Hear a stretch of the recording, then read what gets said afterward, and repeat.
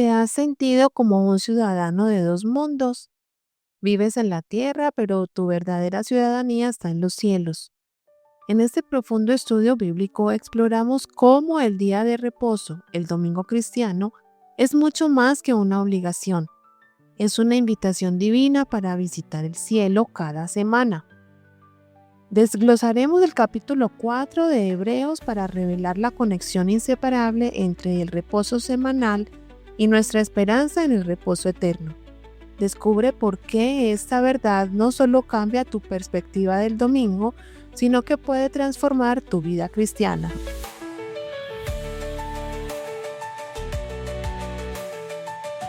Bienvenidos una vez más a La Palabra de Vida, el podcast donde exploramos las verdades profundas de la Escritura que transforman nuestras vidas. Soy Yasmín y me acompaña como siempre mi esposo, el pastor Juan. Hoy vamos a adentrarnos en un tema que toca el corazón mismo de nuestra identidad como cristianos, el día de reposo y nuestra condición de ciudadanos celestiales viviendo en la tierra. Cariño, antes de comenzar, quiero hacerte una pregunta que me ha estado inquietando.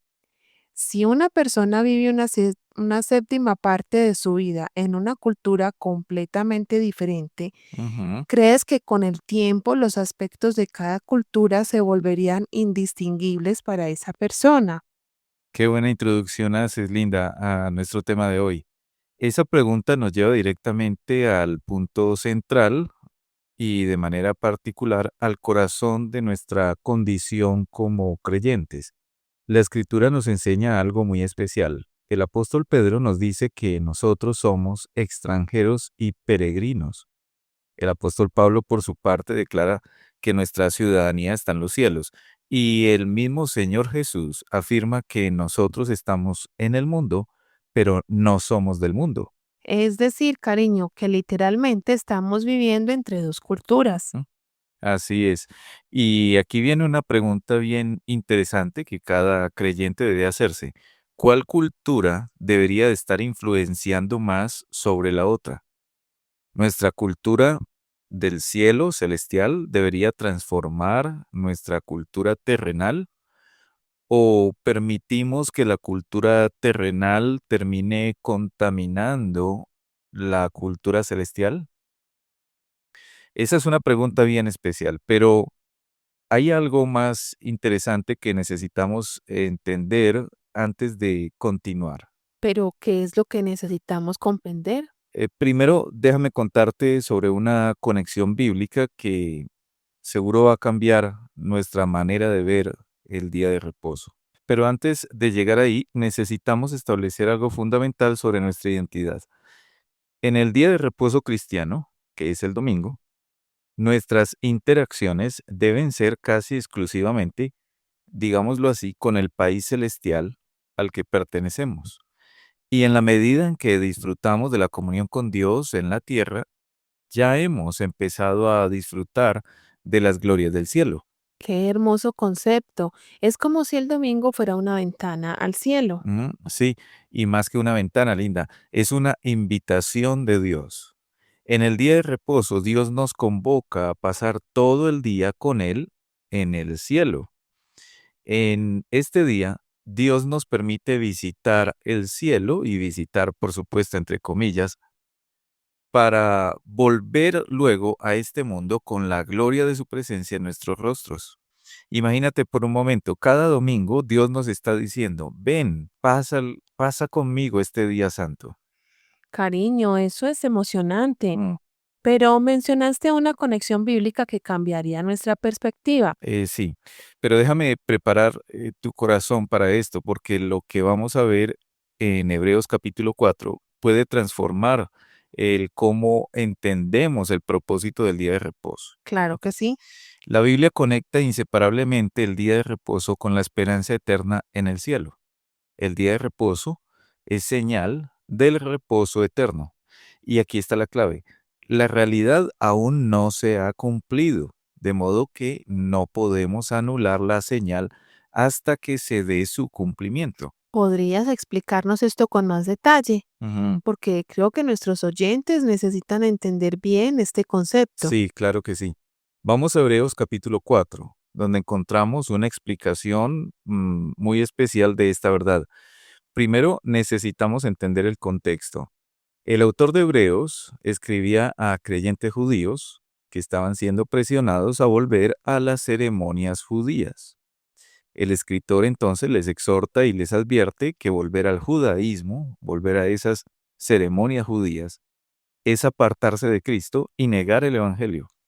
Y ya que Cristo es el fin y el cumplimiento del Antiguo Testamento, el autor de Hebreos les declara a los creyentes la superioridad de Cristo sobre todas las ceremonias judías. Y dentro de ese contexto, ¿qué dice específicamente sobre el día de reposo? Sí, en los versos 1 al 3, el autor de Hebreos, a los hebreos, exhorta a los creyentes judíos a que se esfuercen por entrar en el reposo prometido de Dios, recordándoles que solo aquellos que creen en el Señor Jesucristo entrarán en su reposo.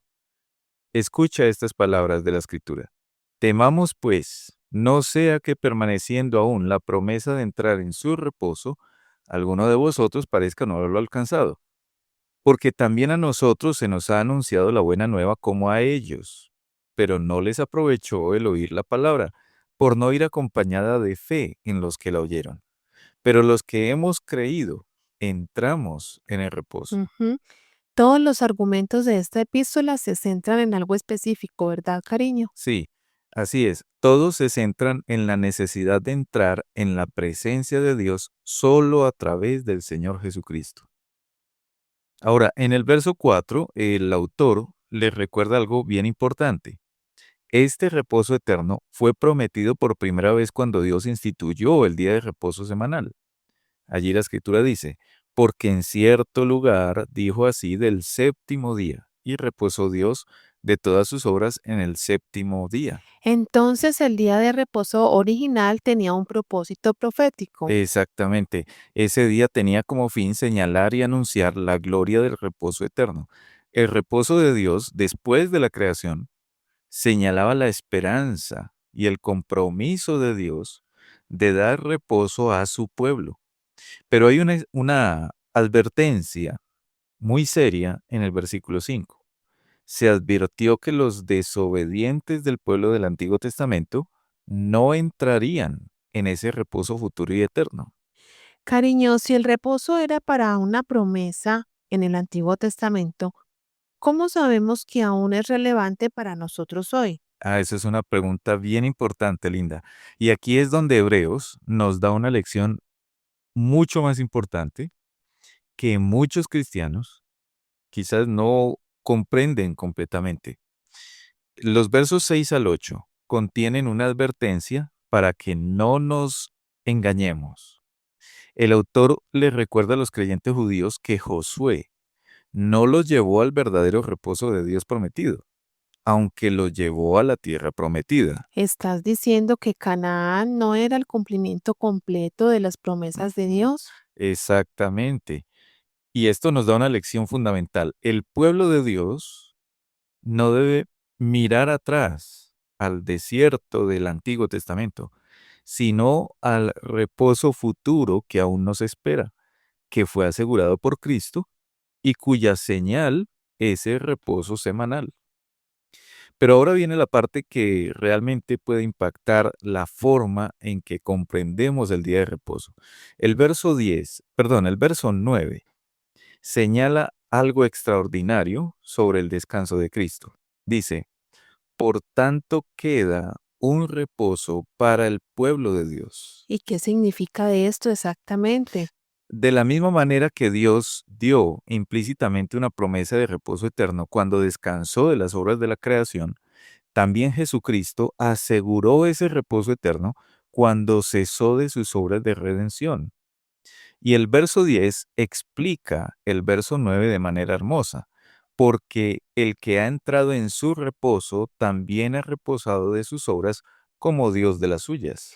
Cariño, esto suena como si estuvieras hablando del consumado es que Cristo pronunció en la cruz. Exacto. El descanso de Dios se compara con el descanso de Cristo. Cristo completó su obra de redención, como Dios completó su obra de creación.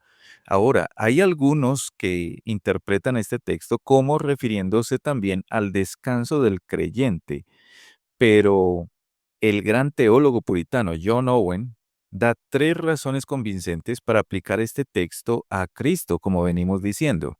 Me gustaría escuchar esas razones porque creo que nos ayudarán a aplicar esto a nuestras vidas. Así es. La primera razón que da John Owen: no podemos comparar el descanso de las obras pecaminosas de los hombres con el descanso de la obra perfecta de la creación de Dios. El descanso de Dios es de gozo, el descanso del pecador es de dolor y odio a la ley de Dios. Esa es la primera razón que da John Owen. La segunda, en Hebreos 3, verso 7 hasta el capítulo 4, verso 11, el autor se refiere al descanso del creyente en plural. Por eso él dice, temamos. O luego también dice, los que hemos creído entramos en el reposo. También dice, procuremos pues.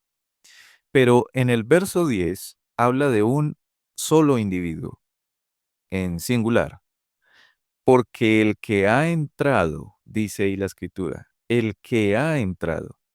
El uso del pronombre singular sugiere a alguien distinto del pueblo de Dios. Ujú. Y hay una tercera razón. En el versículo 10, el autor describe un descanso que ya se había completado, mientras que en el versículo 11 deja muy claro que la responsabilidad de entrar en el descanso sigue siendo del creyente. Esto es profundo. Mm. ¿Y qué implicaciones prácticas tiene esto para nosotros hoy? Linda, desde la creación hasta la consumación, siempre habrá un reposo en la tierra para ayudar a los santos a anhelar el reposo eterno en el cielo. Por ello es que los apóstoles ocuparon el día de la resurrección de Cristo con actos de adoración, como dijo Owen. Si el ejemplo de Dios al contemplar la obra de la creación fue suficiente para apartar el séptimo día, entonces el ejemplo de Cristo al completar la obra de la redención es suficiente para cambiar el sábado al primer día de la semana. Cariño, y si alguien nos preguntara, ¿por qué guardar el día de reposo? ¿Cómo deberíamos responder? Bueno, podemos contestar con confianza que lo guardamos porque es una sombra y anticipo de las glorias que disfrutaremos en el reposo eterno. Piénsalo así. La Santa Cena, por ejemplo, presagia el día en que nos sentaremos en la fiesta de las bodas del Cordero. Asimismo, el día de reposo presagia nuestra esperanza de comunión con Dios y su iglesia eterna en los cielos. Cariño, esto me hace ver el domingo con ojos completamente nuevos. Ujú, y debe ser así, Linda. Un puritano dijo algo que me impacta cada vez que lo recuerdo. Él dijo, una iglesia sin día de reposo es una iglesia que renuncia a su esperanza en el cielo. Cariño, mientras llegamos al final de nuestro tiempo juntos, me gustaría que nuestros oyentes se lleven algo específico para meditar esta semana. Ujú. Quiero que cada oyente se haga esta pregunta personal.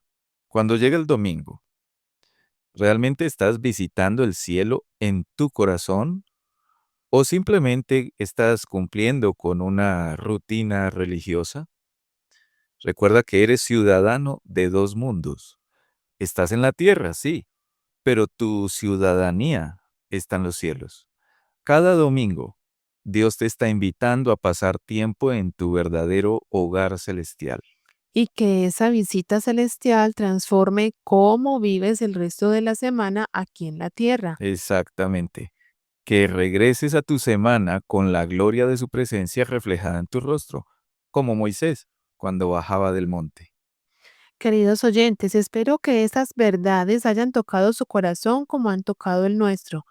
El día de reposo no es simplemente una tradición o un mandamiento legalista, sino una invitación divina a experimentar un anticipo del cielo cada semana. Amén, así es. Queremos invitarle a que sea parte de nuestra comunidad en lapalabradevida.com.co.